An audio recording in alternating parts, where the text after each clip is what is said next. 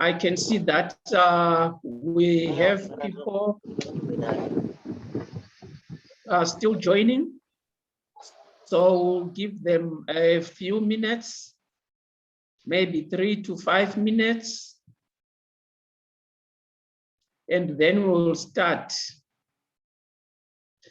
In the meantime, if you have any questions related to yesterday's lecture, please put them in the chat and we can pass this on to Mr. Gumindoga. Or if you have any comments on how we are running the course, please provide us with feedback in the chat box. So we'll start the meeting at 5 past as we give more people an opportunity. Then there were those who were asking about how to submit assignments, like the assignment given yesterday. We will send you an email, but we now have a feature on the platform where you can submit the assignments. We will let you know and send you the submission link. And the lectures are being recorded. We have uploaded the one for yesterday on YouTube. So you should be receiving a link for yesterday's lecture. And this one will also be uploaded on YouTube. Thank you.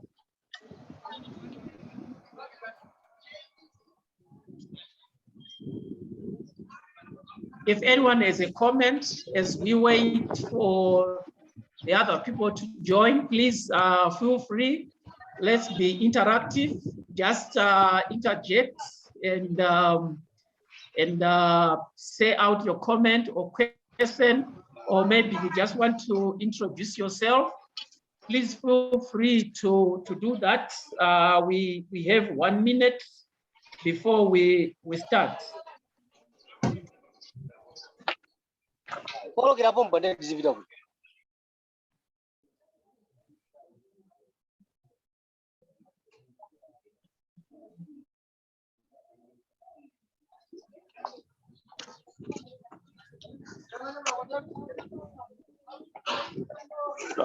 Can you hear me?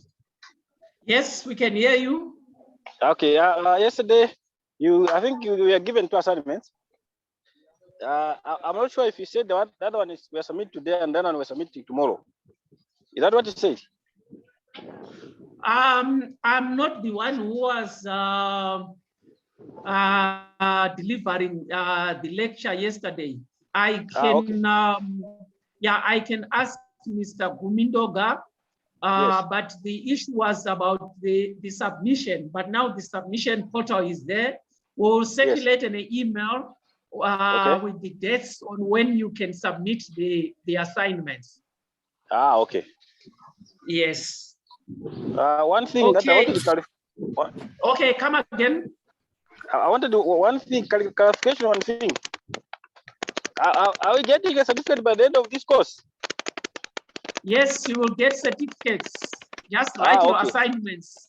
Just like your assignments, and the certificate will come. Okay. Thank you. Okay. Hello. Hello. Yes, you can go. Yes. May I ask again? Did you say you will send us the link in where we'll submit the assignments? And again, how do we access? Did you say you will send us? I'm saying we will send an email on how you can access, on how you can submit the assignment. Okay, and how do we access the yesterday's lecture? We'll send you the link. Okay. Yes. Okay, thank you very much.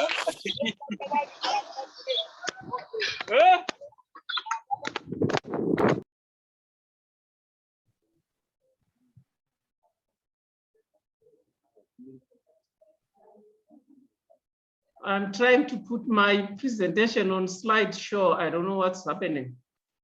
Sure.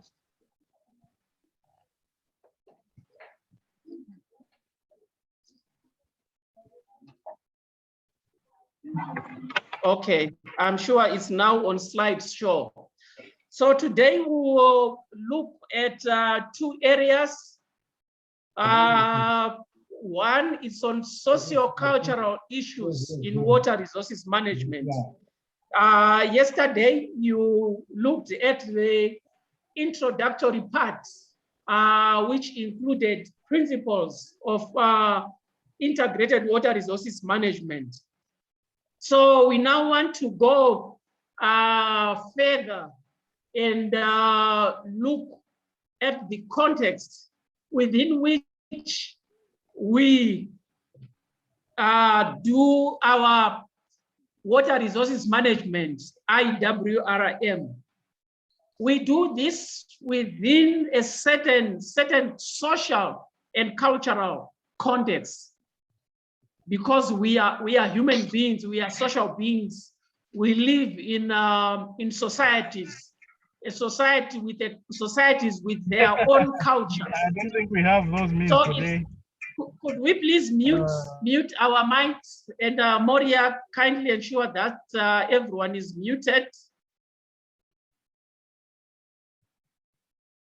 So we just want to look at the basic concepts of what is society, what is culture, and also briefly on the theories which inform society and culture. And once we do that, we'll then have an appreciation, you know, that it's always important when applying IWRM to take into consideration the society, the cultural context that we are operating in. Maybe before I start going down the slides, can anyone help us in defining what society is? What is society? Anyone can, you can unmute.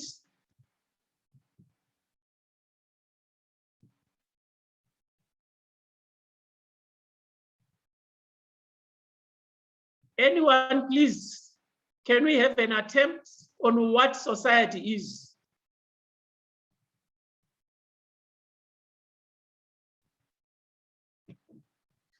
Okay.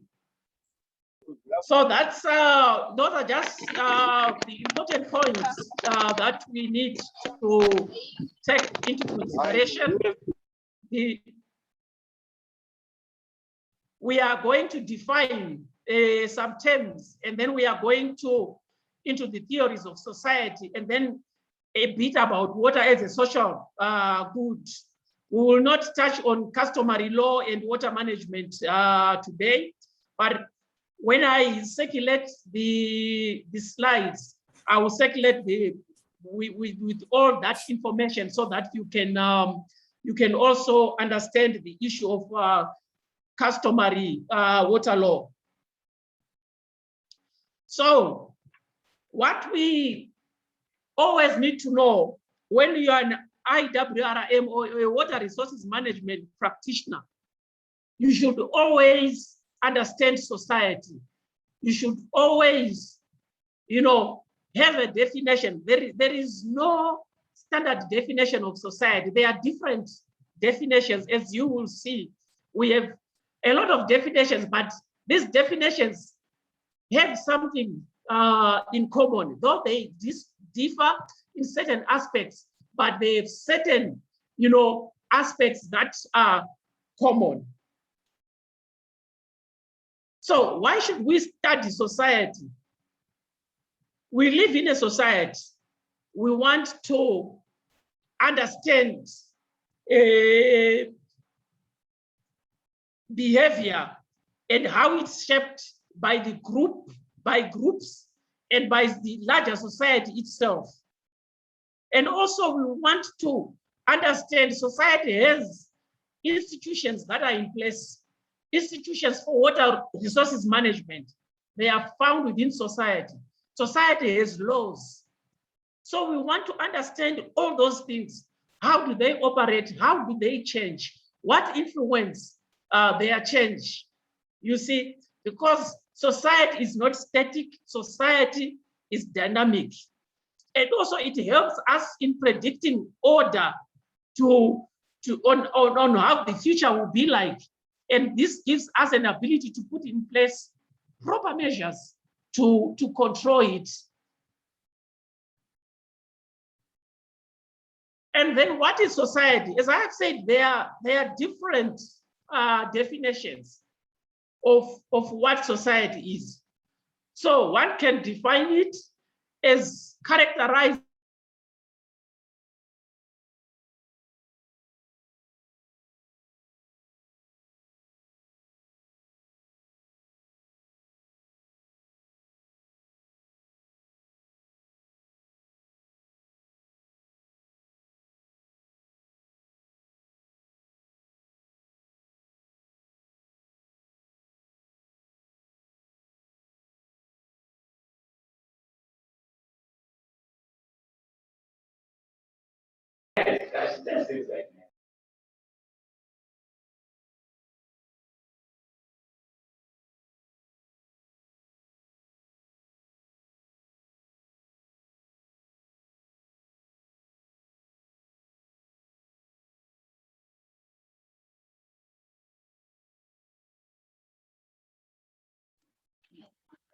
Sorry, I'd been cut off.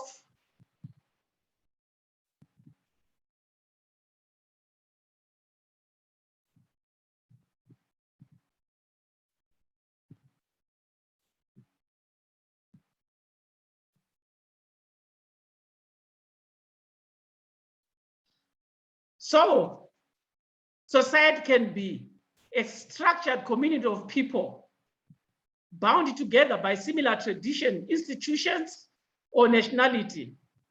Or it can be custom of a people and the way it is organized. It's a class structure.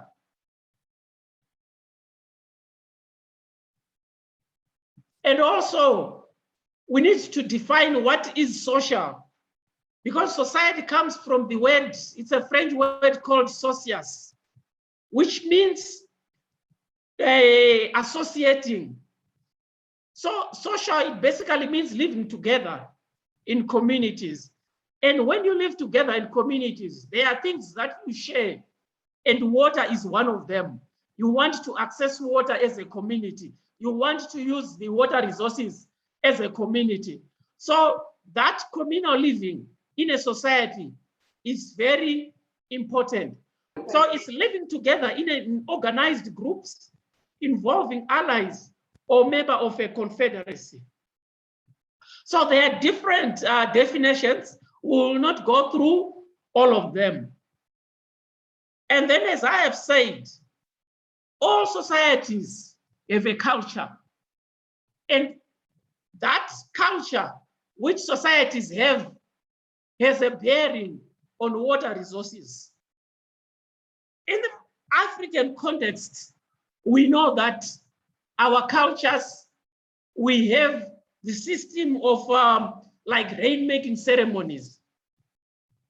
When it's like this time of the year, some communities actually gather and have those ceremonies.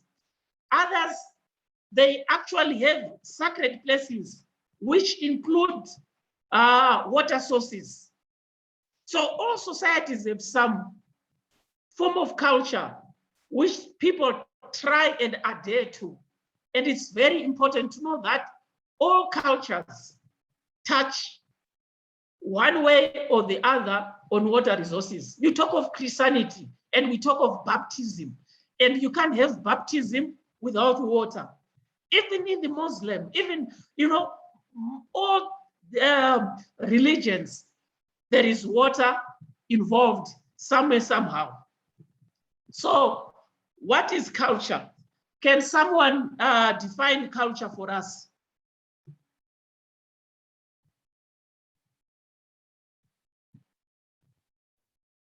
Can someone please define culture for us? Culture is, hello, yes, can you hear me?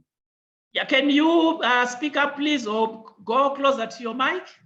Yes, so I was saying culture is a way of living or the belief systems that people have that guide the way they live. Thank you.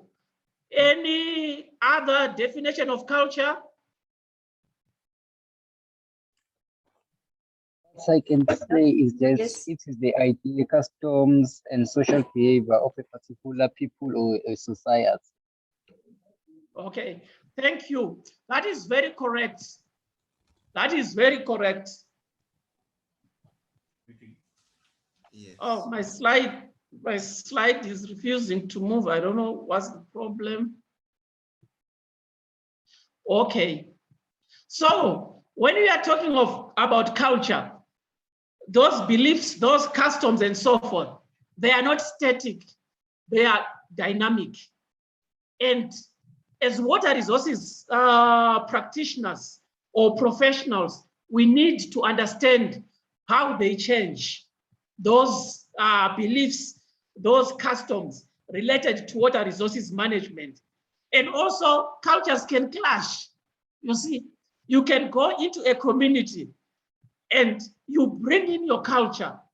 You see, maybe due to migration and so forth, one group can go into another group, and then they bring their own culture, and their culture will clash with the culture that is dominant within that community. So when that happens, as a water resources management practitioner, you should know how to handle it. You should know how to deal with the clashes that will be taking place between or amongst the different cultures. So culture, it consists of 3 elements which are passed from one generation to the other, mainly through social learning. You have values, you have norms, and then you have institutions. These are the most important, elements of culture. So when you are in a community, when you are in a society, as a water resources manager or manageress, you need to understand the values. You need to understand the norms and the institutions related to water resources management, or how their values, how their norms affect water resources management, or they are affected by water resources management or laws which may come and so forth. It is very important. So what are values? Values, these are society principles shared by individuals about what is desirable, acceptable, and right. These, they guide the rest of culture. So most cultures, they have values related to water. The most important value is that all cultures, they value water because water is important. So you might have values related to sacred pools, values related to baptism, values related to ceremonies, rain-making ceremonies. And then modern values, we are talking about water being an economic good, that everyone, if you are using water somehow, you should pay for it. We are putting a value on the resource. And then what are norms? These are basically the standard we live by, or shared expectations and rules that guide behavior of people within social groups. What are the rules related to the water resources within a community, related to those pools, those sacred places? You see, so each culture has methods called sanctions. These sanctions, they now enforce norms. When you when someone does something which goes against, or you break a norm, you are sanctioned. And some of the sanctions, some of the norms that a society enforces, they have the status of laws. So when one does not respect those norms related to water, its use and management, he or she is sanctioned. And then we talk of institutions within a society. So these are the structures of a society within which values and norms are transmitted. So you talk of the family, you talk of religion, you talk of education, you talk of the government. So each of these institutions play their role in transmitting those values and norms. The family will transmit certain values. The religion would transmit certain values. The educational system, it can be formal or informal, transmit certain values. The government transmits certain values. The laws and so forth, the policies which governments put in place. So those are the three most important elements of culture. Do we have questions or do we have additions on what society is, on culture and its elements? Any questions or any comments?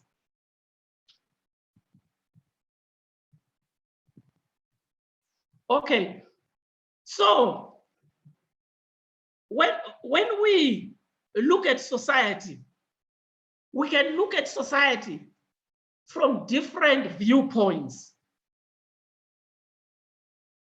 We have abstract ways of explaining what happens in society. So this is where we have different theories of society, of explaining. It could be your culture, you see, of explaining culture, of explaining how a particular society manages its water. So we have different theories which we can use. One of the theories which we can use in explaining water resources management or in managing water is called functionalism. Some of you who are from like engineering field and so forth, you use models, maybe hydrological models. You are basically trying to explain, you know, a particular catchment. This is how it behaves. So in sociology, when we are explaining society, we use theories and say, this is how society behaves. And one of the theories is called functionalism. Functionalism basically views society as an organism with interrelated parts. So they are saying society is like a human being. The way I am made of different parts, but which are interrelated. My arms, my legs, my head, my heart, and so forth, they are interrelated. If one part is affected, the whole part is then affected. So if we really want to efficiently manage water resources, all the interrelated parts of the society, the family, there is some water resources management which happens at that level. It has to be linked to our religious system. It has to be linked to our education system, to our government, to our marketing system. So they are saying, if one part of the system fails, the whole system is affected. You see, if the government fails, the laws, the policies, and so forth, we are going to be the water distribution system, the institutions which are supposed to supply water to us. If they fail, then the whole system is affected. You see, if at the family level, We are not playing our part. We are not paying for the water resources that we are receiving. It affects the whole of society. So this is the functionalist theory. Can we mute our mics, please? So what they are saying is that all parts of society must work in harmony to achieve positive outcome. That's basically what the functionalists are saying. This is a theory which was propounded by a man called Emil Durkheim. And then there is a theory also which was propounded by a man called Karl Marx. This is Marxism. So Marx basically views society as composed of two different classes. Owners of the means of production, that is the upper class, and what he calls the lower class, the proletariats, the people who are exploited by the owners of the means of production. So he is saying in society, those who have a bigger share of the water resources management, those who are using much of the productive water resources management, you see, they are the top people in society. They have the resources. They can amass land. You see, they can pay for the water resources. You see, and the others will just be there to work for these people. You see, so Marx is basically saying capitalists use the water for their benefit and leave little for the proletariat so that they can meet their barest needs for them to go back to work. And also the issue of the paying for the water resources. Marx is saying, when you put charges on water, you see, only those with the money, with the resource, they can use it, and the poor will not be able to use the water. That is why you see governments coming in with pro-poor policies, so that no one is denied the right to water.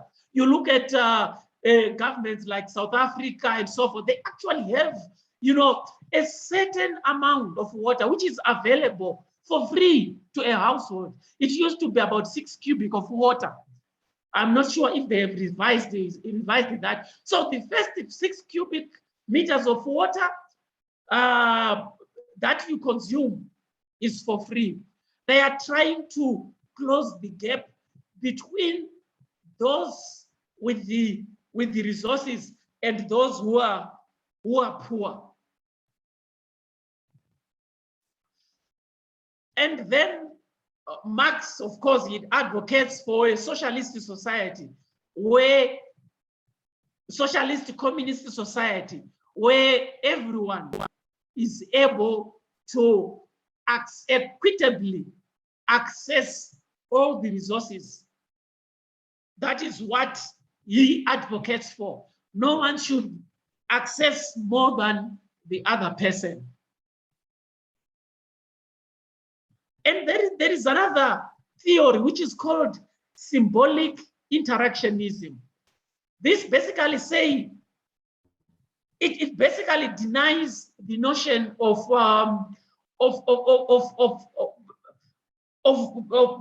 society as given by Marxists and as given by the functionalists. It says society is just composed, doesn't have it. In fact, society doesn't have a culture. It's just composed of individuals who act toward anything based on the meaning that they attach. If you attach a meaning saying that water is important in your society or in your community or to you as an individual, then you will put in place measures to protect it, to enhance its management. So whatever you do to your water resources management, it depends on the meaning that you attach. If you think that water is not important, then you will not attach any meaning to it. You will not put in place measures to manage. You will not put in place any institutions to manage the water resources. So the meaning, they are saying meanings are not fixed, but they change in the process of interaction. As you progress, in your particular context, your meaning to water resources management can change. You might have pollution coming in because you are no longer attaching an important meaning to the water resources. So it's just like the just ended COP conference has been trying to do. We're using a symbolic interactionist interpretation. We are saying the world is putting an important meaning on climate. And because they are putting an important meaning on climate, the world is now trying to put in measures to ensure that, our climate is not negatively, our earth is not negatively affected by climate change. It's all about the meaning that we are putting on things. So that is the symbolic interactionist theory. I don't know if we have any questions based on the three theories that I've presented.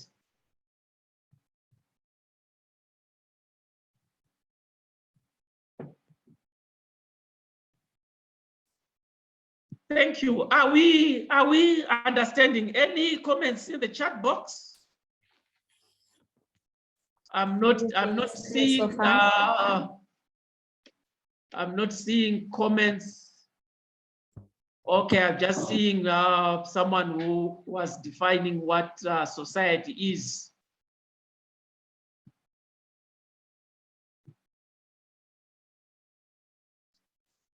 Okay, so when we are talking of sociocultural now, we are talking about issues relating to both social and the cultural matters.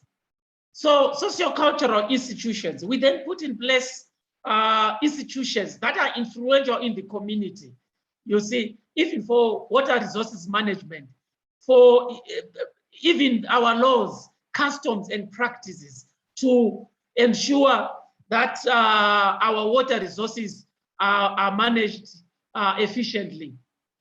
So when we now look at water and society, we see that water is probably the only natural resource to touch all aspects of human civilization, from agriculture, industrial development, to the socio-cultural and religious values embedded in society, to human, plant, and animal life.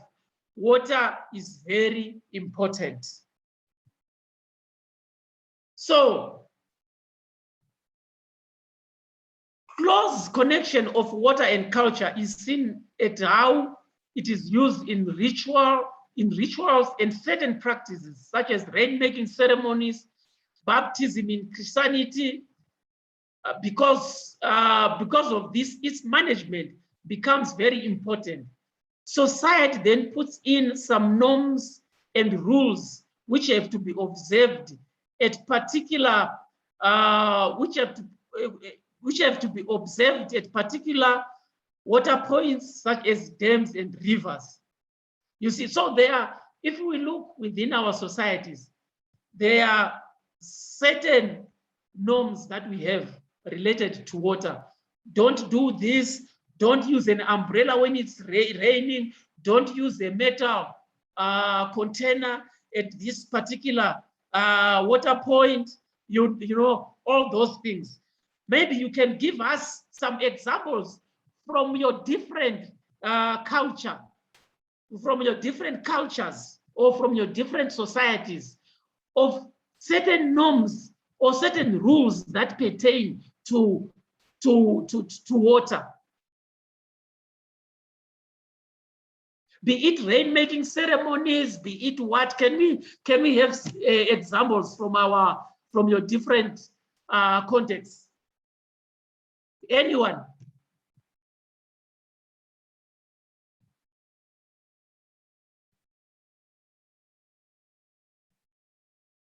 Hello?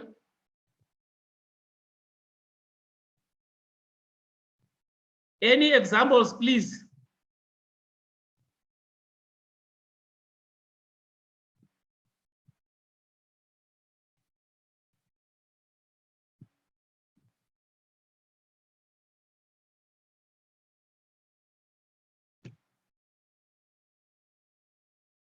Can we please have some examples?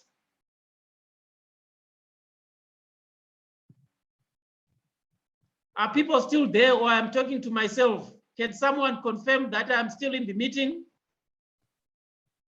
We are here, Doc. Okay. Okay, Emerson. Yeah, we are still in the meeting. Okay, can you speak up, please? Okay, Mindu.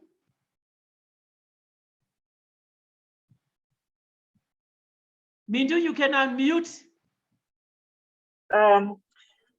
Culturally, people say that Vura inanganga just to mean that water is viewed as being clean, regardless of the source. Okay, yes, thank you. Any other intervention?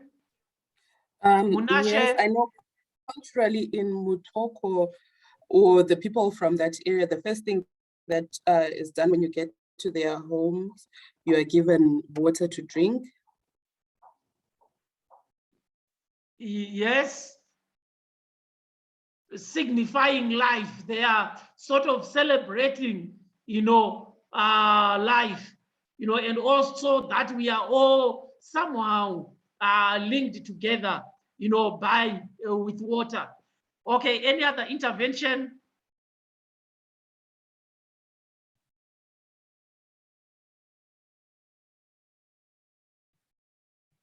Okay, thank you. So, since culture is shared and people belong to a particular society, all natural resources, including water, in the cultural, in the African context, are shared as well. Natural resources are viewed as social or public goods. The social good is a term that refers to a good that is shared and beneficial for all or most members of a given society. So this is what most African cultures say. This is what they share in common, that the resources that we have, they come from a higher being. It could be God, when you are talking in Christianity terms, you see, it could be ancestors who give us natural resources, including water. And because these resources are freely given, no one should be denied access to the resource. Thank you so much about socio-cultural issues. But what is important is that these issues, they are very important when you are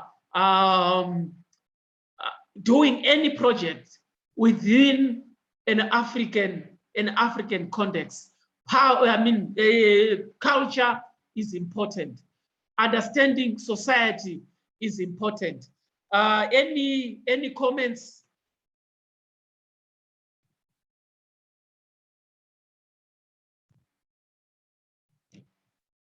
Any comments? Maybe let me see. There is someone who has posted in the chat box. He's saying that's Libosta. In my area, they brew beer, mukwerera, during rainmaking ceremony. Yes, this is common in most African cultures. Rainmaking ceremonies before the onset of rains, or when there is a drought, they brew beer. In the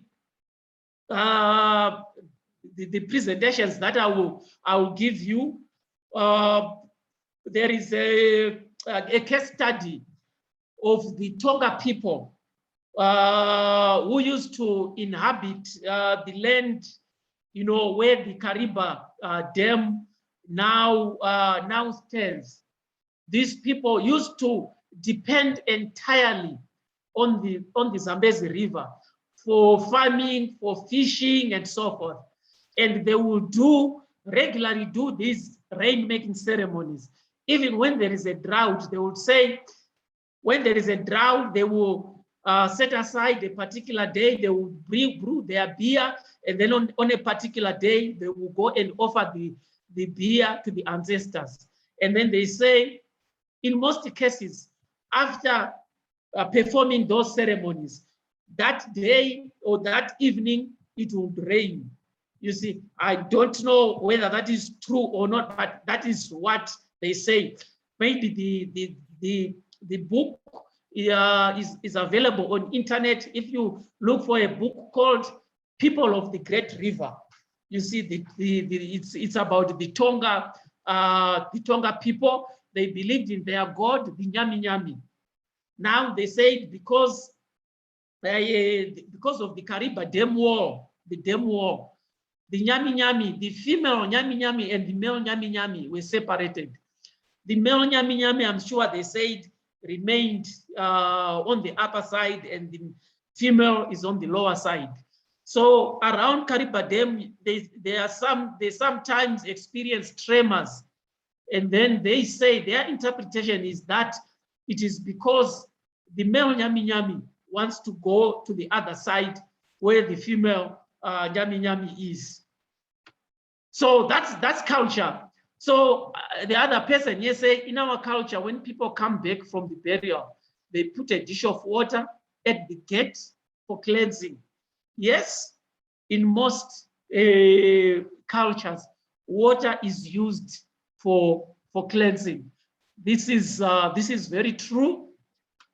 And then Moses Makwanise is saying how our cultural values considered within the context of IWRM framework.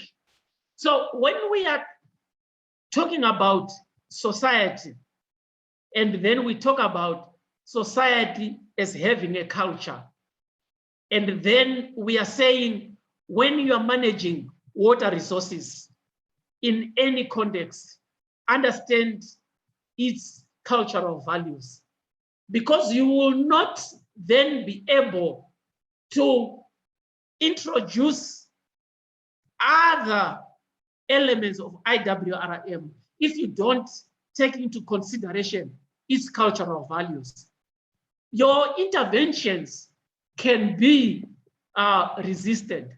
I can give you an example of what happened the other time in Zimbabwe. We have a dam called Osborne Dam.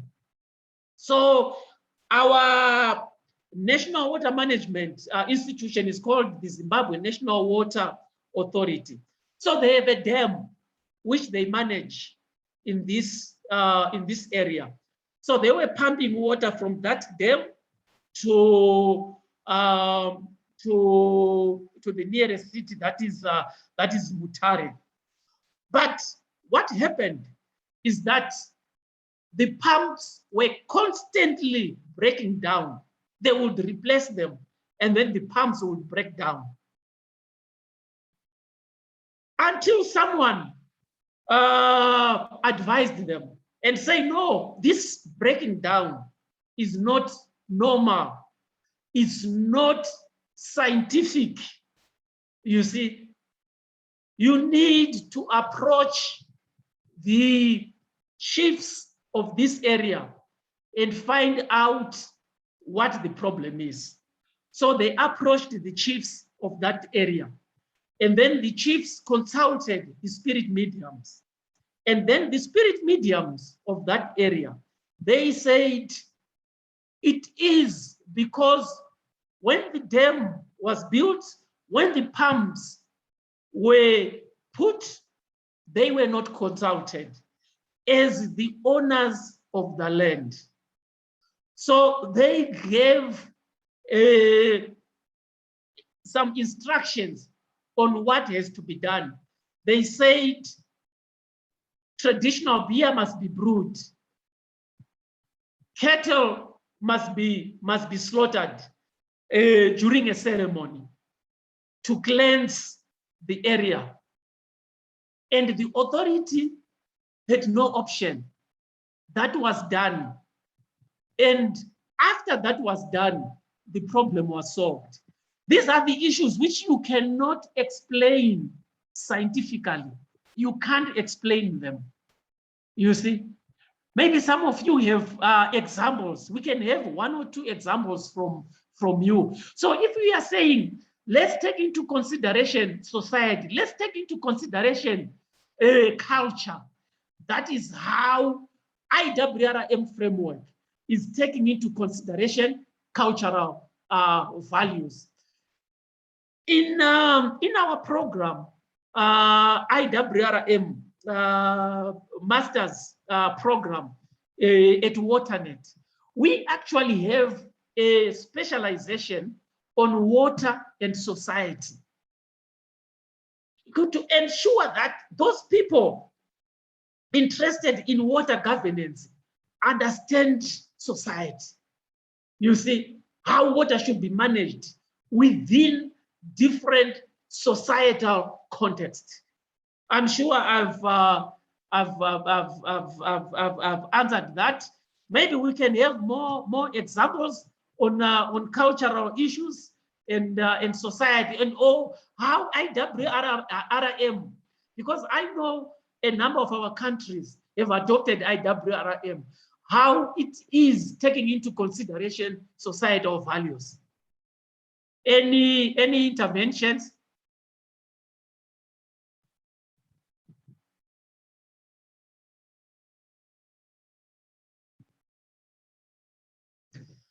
Okay, we have a post here from Meli Kimpinde. He says, I'm sure this is in their culture, men wash upstream. This is in a river, while women wash downstream. The elders wash first, never refuse to give water to the stranger. People wash their hands to clear conflicts. People pour water on the ground to feed the ancestors. These are some of the cultural practices done in our African context. And IWRM has to take into consideration all these issues. You see. Thank you. Do we have any other comments?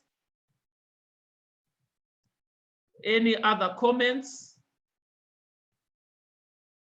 Okay, thank you. And then our next presentation is on water governance.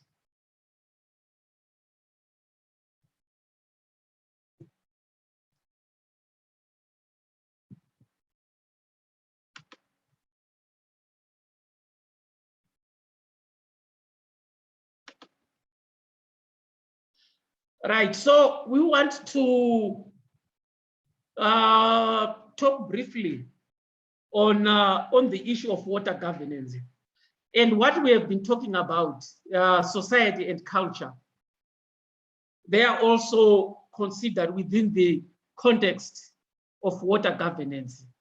How water is governed, how water resources are managed within a society, within a country, or globally.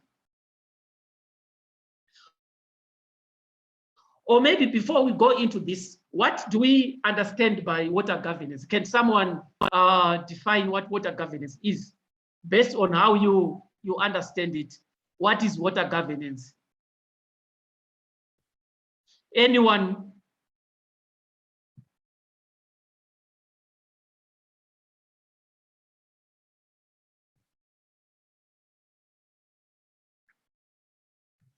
Okay.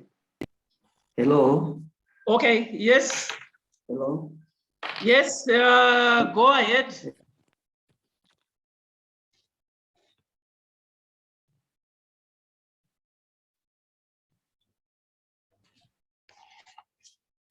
Go ahead, please. Good morning, everyone. Morning, how are you? My name is Emerson Shembene. I am from. Can you hear me? Yes, we can hear you. Oh, thank you very much. Before you introduce, sorry, my poor English. Okay, it's fine. But I will try to give me my idea. Before we use some aspects about the presentation before of the social cultures of water. First, I want to congratulate you to the presentation. The presentation was big clear for me, I think for all of us. Second, it was very important to realize this relation between culture, social, and water aspects. And it's important to society. In that time, we saw the people that use water, but there's not understand.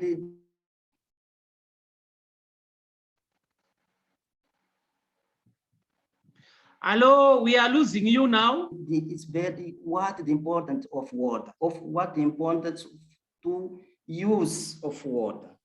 We often talk about water, but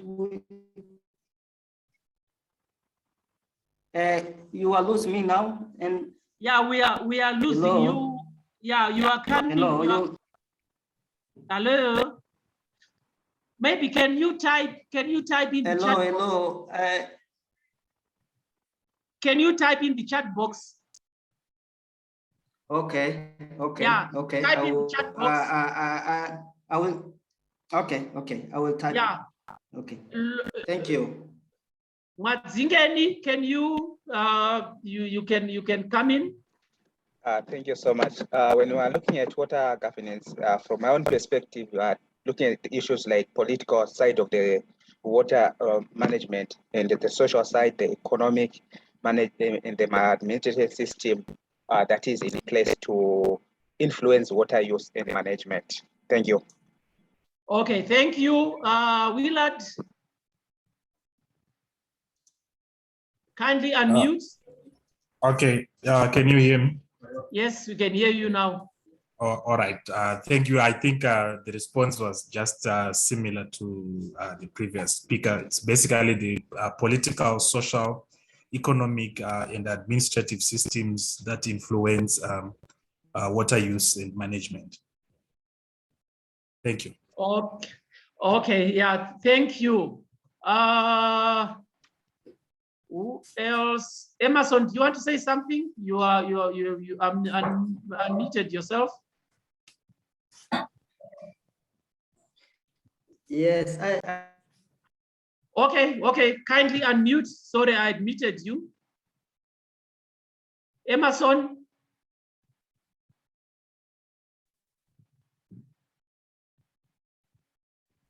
Okay, Paul, do you want to say something?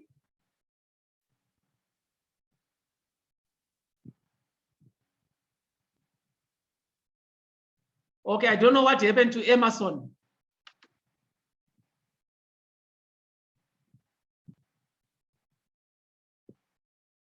Emerson, kindly unmute.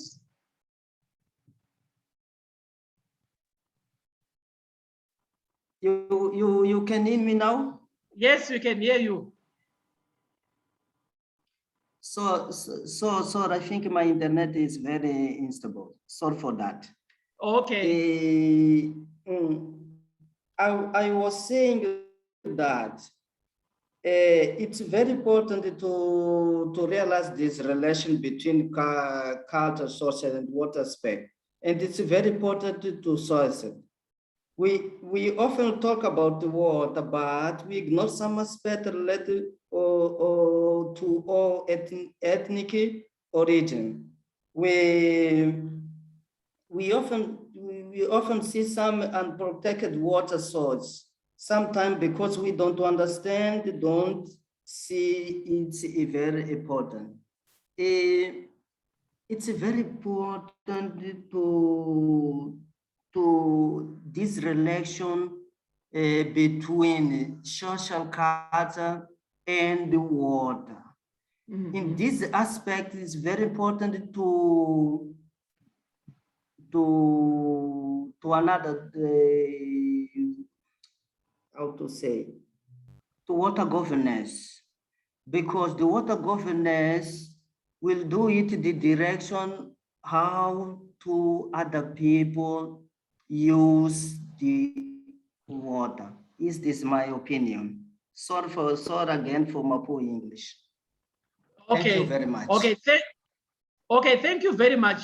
Yeah, actually, going back to culture, you want to improve water management within a particular community or within a particular society. Understand how they are currently managing the resource. So you start from that point.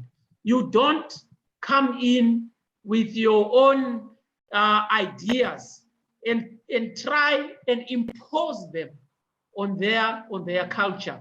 First, understand their systems, and then you can then build, on what will currently be happening in that particular context. Okay, thank you.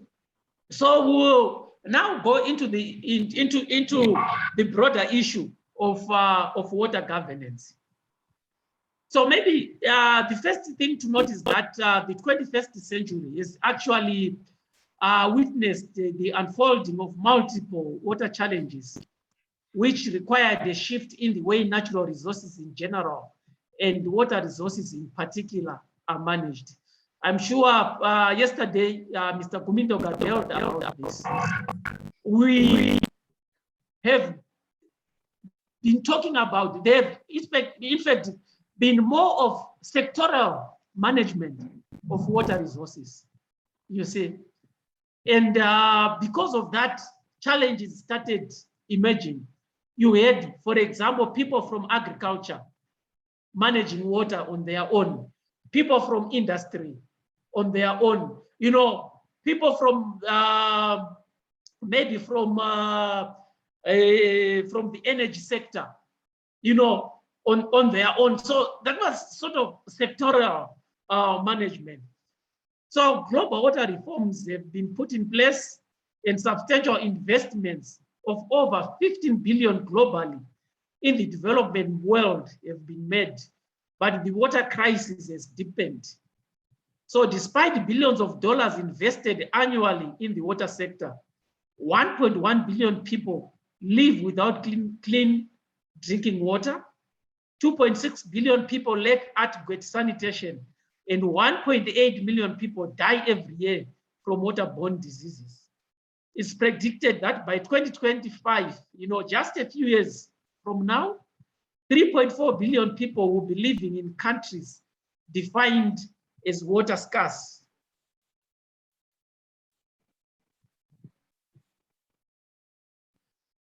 So this global water crisis that we are currently facing has been defined as a crisis of governance. It's not that, the argument is that it's not that there is not enough water. It's just failure of water institutions to manage the water resources for the well-being of human ecosystems. I can give you an example of Southern Africa. We have the Zambezi Basin, shared by 8 riparian countries. Do you know that only 14% of the water within the Zambezi Basin is developed? Developed meaning that it's dammed, we can use that water resources. Where is the rest of the water going? You see? So ineffective governance in most of the developing countries manifests itself in one, fragmented institutional structures, lack of clarity of roles and responsibilities, improper resource allocation, poor financial management, weak accountability of water management institutions and policymakers, unclear or non-existent regulatory environments, and unpredictability in the investment climate for private sector actors. So over the past decades, there has been progress in developing the technical solutions in the water sector without much emphasis on governance. So there hasn't been a balance, technical and governance. And our governments also, they are not really putting in, adequate resources, and also the policies and the institutions which can really enhance governance. So the balance is not there. So ineffective water governance was one of the factors behind Africa's inability to meet the MDG target 10, which aimed at halving the number of people without access to safe and clean drinking water. And we just wonder if we are going to meet SDG 6. You see, we are still talking about more than 1 million deaths that occur in Africa caused by waterborne diseases due to the use of untreated water. So since the 90s, there has been a transition towards more integrated management methods and approaches to water resources, given the global water governance crisis. The traditional fragmented and purely sectoral approach in the management of water resources is no longer viable, and there is need to move towards a more holistic and integrated approach. So the 1990s witnessed a global shift in water governance as the policy reforms leaned towards the adoption of IWRM. So the issue about IWRM, it's something developed at the global level. But now we have to, if we adopt it, we have to domesticate it. It has to fit in our context, like what we are talking about. It has to take into consideration our societies. It has to take into consideration our cultures. So we just don't have to adopt it as it is. You see, we have to make it relevant, make it appropriate, but ensure that its basic or its core principles, they are preserved. So the approach has the potential to enhance sustainable development and management of the world's limited water resources, and for coping with increasingly conflicting demands by different sectors. So the concept of IWRM is defined as a process that promotes the coordinated development and management of water, land, and related resources in order to maximize the resultant economic and social welfare in an equitable manner without compromising the sustainability of vital ecosystems. I'm sure you dealt with this. Moria, could you please mute those with unmuted mics? Okay. So the approach is basically underpinned by 4 principles, which has a bearing on water governance. So the first principle, we are saying fresh water is finite and vulnerable resource, essential to sustain life development, and the environment. So once you are saying fresh water is finite and vulnerable, that forces you to put in place rules, regulations, institutions, and policies, you see, to enhance its sustainability. You see, so that it sustains life, so that development, you see, is not hindered. And then the other thing is that water development and management should be based on a participatory approach involving users, planners, and policymakers at all levels. No one should be left behind when it comes to the issue of water resources management. When you say users, now link that to the culture that we are talking about, link that to the society that we are talking about. Users belong to a particular society. Users have a culture. So IWRM now takes into consideration their culture, their society, their customs taken into consideration. And then the planners and then the policymakers at all levels. And then the other thing is women play a central role in the provision, management, and safeguarding of water resources, you see. So this was actually put in place, particularly taking into consideration of Africa, Asia, where women are central in the provision of water resources. They should not be, they should not be left behind. So the last principle is that water has an economic value in all its competing uses and should be recognized as an economic good. Yes, we know that no one should be denied water, but water resources, when they are developed, you see, when you dam the water resources, when you have to provide water resources of a certain quality, when you have to convey the water resources for either domestic or productive purposes, there is a cost. You see, there is a cost from where it starts from to the consumer. There is a cost. And who should bear that cost? The user has to play his or her part in meeting that cost. Our governments, they have to play their parts, you see, in meeting that cost. So the cost might be very expensive to the end user. We know that poverty is rife in Africa. Some users might not be able to pay. And then that's where government subsidies come into place.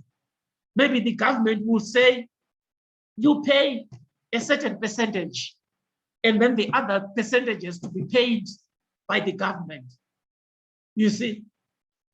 And then that should go to the water supplier, not just that the user pays maybe 50% of the cost, and no one is meeting the other 85% of the cost. The water supply system will just collapse, you see. So let's take into consideration this economic component, but let's balance it with the social part. Any questions or any comments based on the principles of IWRM? So all these things, they have to be underpinned by policy. They have to be underpinned by legislation. And then you have institutions, you see, which make all these principles happen. So organizations such as the World Bank, IMF, and the European Union include in their packages for financial assistance to developing countries the need for water reforms, you see, and in particular, IWRM-oriented water reforms. you find that countries like Zimbabwe, Tanzania, Zambia, we all implemented our water reforms during the 90s when we were having these packages, financial packages from the World Bank and the IMF. So, hello? Yes, so you said any reactions there before. I wanted to make a reaction on the principles of IWRIM. Okay. In particular, principle number 3, which talks about the importance of women. And you also mentioned that it was mainly for Africa and Asia, where our system of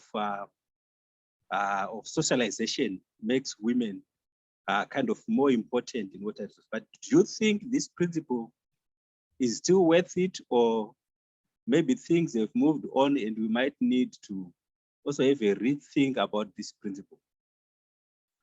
Okay, thank you. Any reactions before I come in?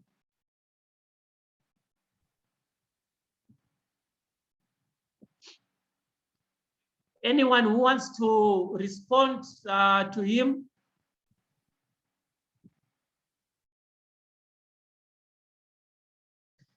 Okay, I personally think that the principle is still valid.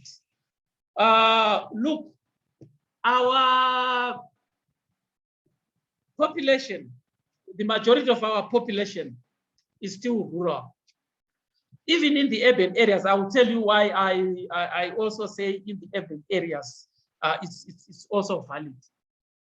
Women are responsible for ensuring that there is water at the household level. They still have to travel. They still, okay, I'll give you an opportunity. They still have to travel some distance to go to a water source. And if you look at most of the publications, you see that water sources for domestic purposes, they are frequented by women. They are managed by women. But where there is a difference is on productive water. When it comes to productive water, men dominate, you see, because we are talking of something that is commercial now, you see. So that also still is valid, because you want women to also access domestic water, I mean productive water. You want women, you see, not to walk longer distance to access domestic water. You see, water, they should access water within reasonable distance. They don't have to walk very long distance. They don't have to spend all those, hours. Women spend, per year. You see, in some of the rural areas, you are talking of, maybe 500 hours. You see, a woman has to spend, maybe going to a water point and then coming back. And also they have other duties to perform. With school-going age girls, is the same. Maybe in the morning they have to go and fetch water. After that, they have to go to school. After school, they have to, and the cycle continues. You see. So, given that fact, why not involve them? Kindly mute your mics, please. Please, why not involve them in the management of water resources? They should be there in all the, structures which are responsible for water resources management. Okay, you wanted to comment on something. Can you? Yes, Prof. Just my thinking that in this 21st century, and I realize what you have said, and I also agree that it's quite important, but doesn't it propel kind of the marginalization of women, or kind of, because I mean, why should they be streamlined in that case? I think we should, men and women are equal, and you think it's very important to continue talking about this one. That was my take. Maybe we can take okay, it. Okay. Yeah. Okay. Yes. Yeah. From a gender perspective, because when we are talking about gender, we are talking about men and women. You see. So from a gender perspective, we are saying we don't have to lose sight of the fact that women have been disadvantaged and they are still disadvantaged. Let's not be gender blind and pretend as if women are not disadvantaged at the moment. They are still disadvantaged. So it's important for them to be involved, or for them to be singled out, you see, so that they take part in structures that are responsible for water management. I don't know what others think. Of course, this is a debatable, it's a debatable issue. You see, I agree where you are coming from, but it's debatable. It depends on where you are, standing. Anyone who wants to comment on that as well?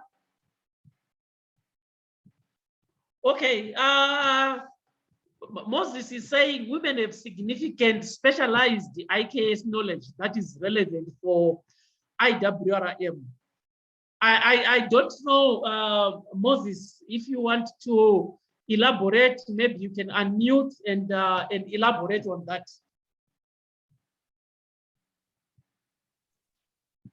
Hello? Hello, yes?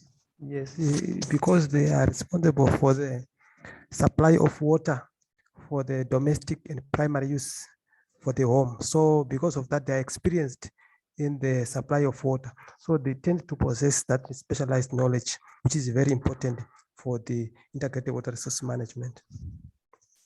Yeah, but I think his argument is, why should we perpetuate that? You see, should we perpetuate that? Can't that be shared? You should understand that the society has got roles. We don't have to deny that. So if it's important, we need to be specific when you are planning this integrated water resource management, such that we know that everyone has got this role. We don't have to deny things that are there. We know that in the society, especially the African society, women and men, they've got their own roles. So it's very important when you are planning for the integrated water resource management, so that we consider these roles in our framework. I don't know whether you get it. Okay, that's okay. Thank you. Very debatable indeed. Okay, let's. We need to move fast now. I thought by now we should have been done. Thank you for those interventions. I'm sure we had gone through what's on the screen. So, what is water governance that we are talking about? So, water governance refers to the political, social, economic, and administrative systems in place that influence water use and management. So it determines who gets what water, when and how, and who has the right to water and related services and their benefits. It also determines the equity and efficiency in water resources and services allocation and distribution, and balances water use between socioeconomic activities and ecosystems. So IWRM as an approach aims at improving water governance by enhancing inclusive decision-making to secure more equitable water development decisions for all stakeholders, including households and community. So water governance is something which is very broad, and all its different systems now, they have to be balanced. If we are really going to ensure sustainable water use and management. So what are the elements of good water governance? We are talking of policies. We are talking of laws. We are talking of institutions. We are talking of stakeholder participation, but in the stakeholder participation comes under institutions and also is underpinned by those policies and laws. So the first three, they are the most important, or they are the key elements of water governance. So when we are talking about water policy, we are talking about a deliberate system of guidelines to guide decisions and achieve rational outcomes. So water policies are promulgated through official written documents. And they encompasses the policy-making process, legislation that affects the collection, preparation, use, disposal, and protection of water resources. So you basically need to understand the difference. There's a difference between a policy and a law. You see, a law, you enforce it. You see, it's a rule. You see, but policy, you see, it's something which has an official stand, either of a ministry, of a government. It's a guideline, and usually I'm not a lawyer, but you cannot really argue in courts on the basis of a policy. You see, so when you want to make it a rule, to make it more enforceable, you then put a law. You see, so it's debatable at times the sequence. What should you start with? Should you start with a policy, and then from that policy you then develop a law? You see, which is then has some legal effects. Do we have a lawyer in this lecture? Maybe they can help us. Any lawyer?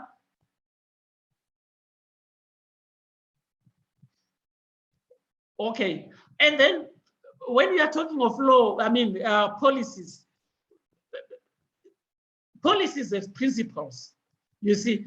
So you have what are called first order policy principles, like in water, there are the 3 E's, you see, which are the first order principles, which are very important, and even globally they are accepted.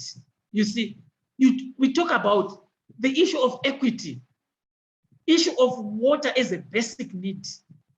No human being can live, not only human beings, animals, plants can live without fresh water, you see, of sufficient quality. You talk of ecological integrity. Water resources can only persist in a natural environment of capable of regenerating fresh water of sufficient quality.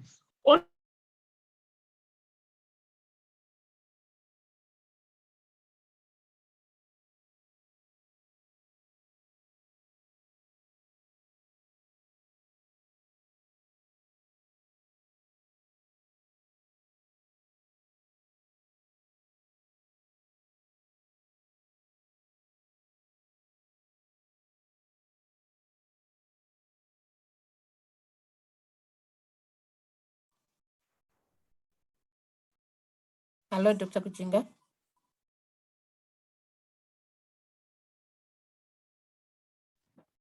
Dr. Kuchinga. Sorry, I've been kicked out again. Okay. Yeah. Okay, so maybe we have to just rush. So I was talking about those 3 E's. I'm sure you followed me. on the 3 E's. You see, the first order policy principles: equity, ecological integrity, and efficiency. If you go in any global documents, UN or any other organization or our regional SADC and so forth, they emphasize on these principles. Even IWRM also emphasize on these principles. And then there are what are called second order policy principles. These are policy principles of the second order, which are more specific, operational now. They may change from time to time and from place to place, depending on the consensus of the specific society or nation. You see, water is to be distributed in an equitable way so that optimal benefit results for as many people as possible. Water is an economic good and should be priced as such in order to reach sustainable economic development. Water resources management should be based on a participatory approach involving all stakeholders. Water resources management tends to be more efficient when carried out within the framework of hydrological boundaries and applying integrated planning techniques based on demand-driven and demand-oriented approach. Water resources management tends to be more effective when decisions are made at the lowest appropriate level. Water is an inseparable entity. There is no basic difference between managing surface, subsurface, atmospheric, or any other water source. So those are second order principles. And then when we come to water legislation now, we are now dealing with laws, which talk about ownership, control, and use of water resources. In some cases, it can be blended with property law or environmental law because water is vital to living things and to a variety of economic activities. So laws attempt to govern it have far-reaching effects. So water legislation, it deals broadly with water rights and allocation. Water quality. What is the quality of water? Water should be of a certain quality. Water services. Who provides the service? In your country, there is a particular organization which provides the service. In Zimbabwe, we are talking at the national level, we are talking of the Zimbabwe National Water Authority. In South Africa, maybe you are talking of the Department of Water, Department of Water Resources, DWA. It deals about the issue of land use. It deals about the issue of protecting freshwater ecosystems. So those are some of the issues which water legislation deals with. And then water institutions. Water institutions. So these refer to an entity or an organization or a rule, a law, a regulation, or established custom related to the management of water. So institutions can be formal, provided for in the policy or legislation, or they can be informal. So the general purpose of water management institutions is to organize the provision of water services so as to accord it with collective wishes of society. So these IWRM basically emphasize management of water on hydrological boundaries. It can be within, a country at transboundary level, at catchment level, at sub-catchment level, and at water user level. You see, and water institutions, they exist at different levels.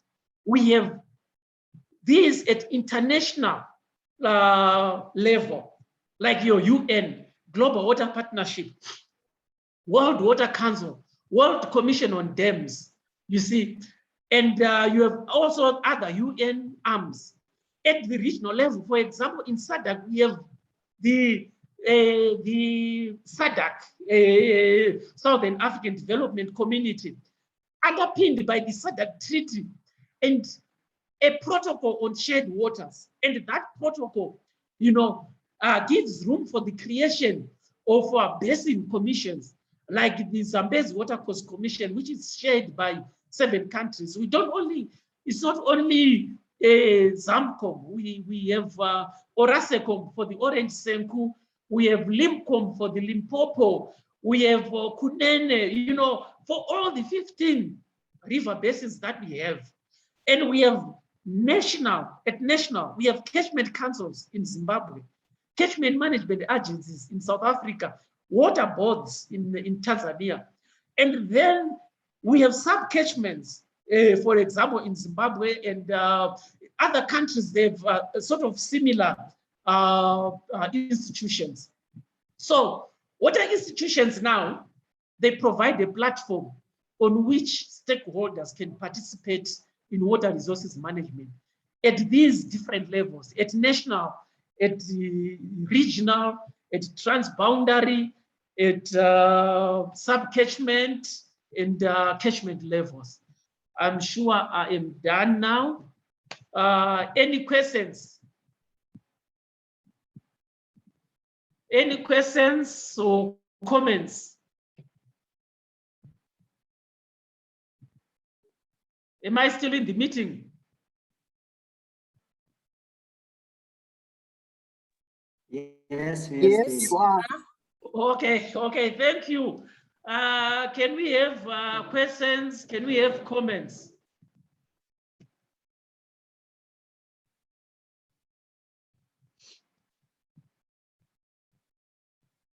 On water governance? Maybe we can have some comments on water governance structures from your countries. What are your experiences?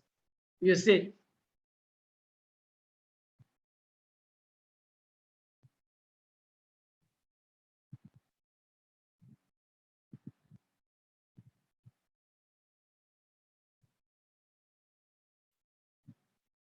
What are the experiences from your countries in terms of water governance? Are there any challenges? What are the challenges? What are the successes? And which areas do you think, you know, our countries should make amends so as to improve water governance? Can you hear me? Yes, we can hear you. Yeah, in terms of treating water as an economic good, I think in our country, institution that are managing and distributing water, there is no any regulatory aspect when they want to maybe raise the price of water, and just like maybe in other sectors like energy, where you have maybe regulatory authority, where it is getting the price of energy. In Malawi, there is no regulations that relate to the maybe controlling or pricing of water. So they just raise the price of water anytime. So maybe if they can improve in those areas, it can be much better. Okay. Okay. Thank you. Any other comments? Can we have some comments from other countries? Yes, Ngaba. Yeah, so I'll speak from the Zambian point of view. What we have is the Water Resources Management Act that provides for, first of all, WAMA, which is the Water Resources Management Authority.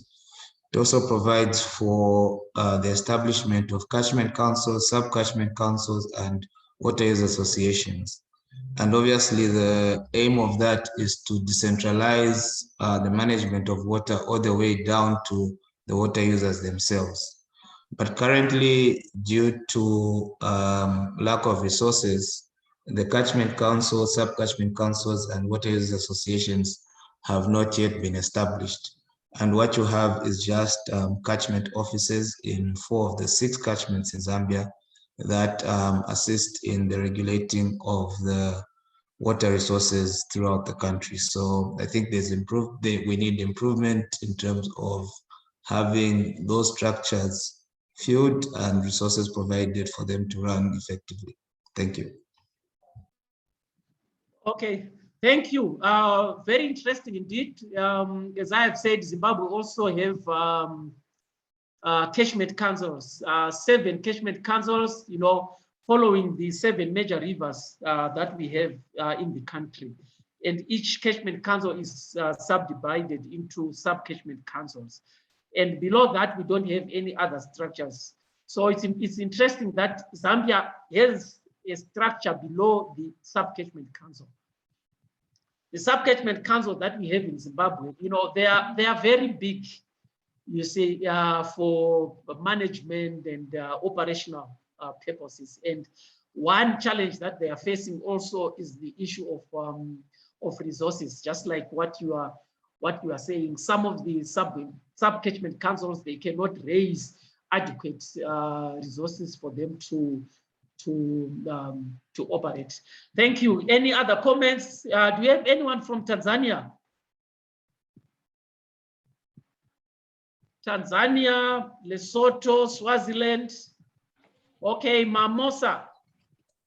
Yes, Lesotho is one of the few countries that exports water, especially here in the SADC region. But we have a challenge of development discourse, water scarcity in the lowlands. You'll find that we export water, but the water within the communities of Lesotho is the problem. And we have discovered that the main problem for this is the infrastructure to manage this resource of water within the communities of Lesotho. That is all we have. Yeah, that very, very interesting indeed. You know, I'm not sure if there has been some studies to really look at what we are talking about. What has been the impact on Lesotho on exporting water? After exporting the water, does the country have in place a mechanism of saying, okay, they have earned so much, and that much should be reinvested in the water sector, you see, to benefit the locals, you know? So it will be interesting for those who are interested in studies of that nature, or even a comparative analysis. As I was saying, Zambia has almost similar structures with Zimbabwe. What, you know, how are these structures performing in these countries? What challenges are they facing? So it will be very, very interesting for some of you to take up these studies. Any other comments? Okay, let me check on the chat box.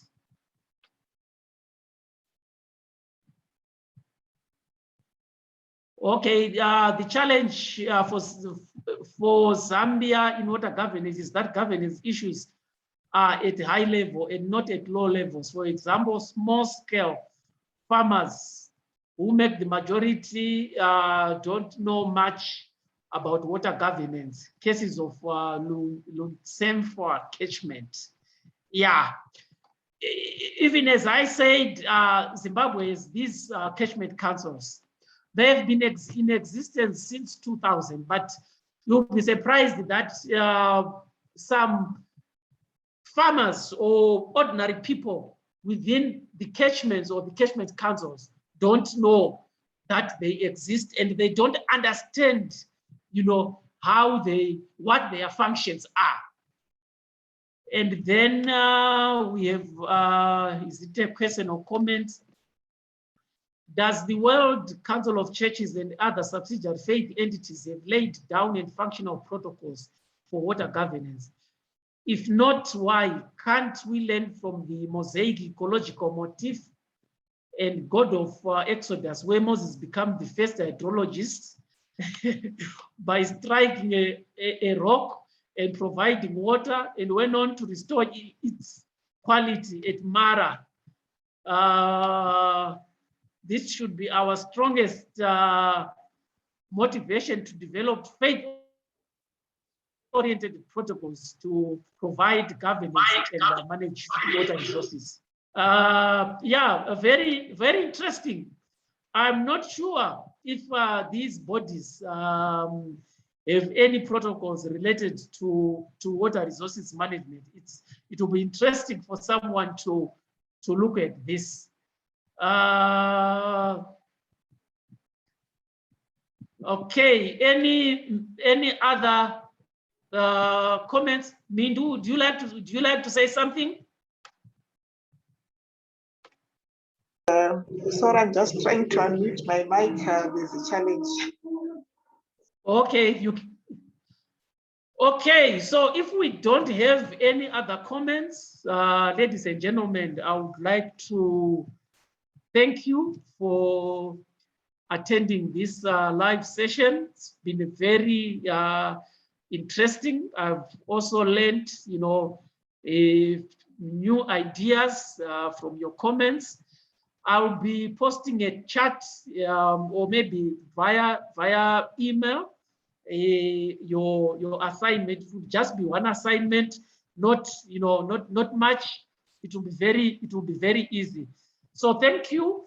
I'm sure the next live session will be on Friday. We'll send you the link for the Friday live session, which will be in the afternoon. I'm sure between 3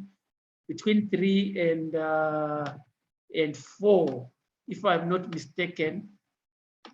Okay. So we'll put the presentations on the platform. Unless if there is someone who wants to say anything, we have come to the end of our live session. Maybe before we go, can we put our on our videos and maybe have a photo? I don't know how to have all the, anyone who knows how to have all the participants on the screen. I'm still seeing participants on top there. How can we have them on the screen? Anyone who knows how to do that? Okay, you go up there. Hello. Hello, yes. Yes, there is on your right, there is a view up there. You click on it, it will show speaker and gallery, and then you click on gallery, it will display all the videos of on my right. Yes, on your right screen, on the screen. Up there at the corner. Let me make you co-host. I can see it from this end, but you can make it the co-host. Okay, so please go ahead, Moria. Okay. Have you found it?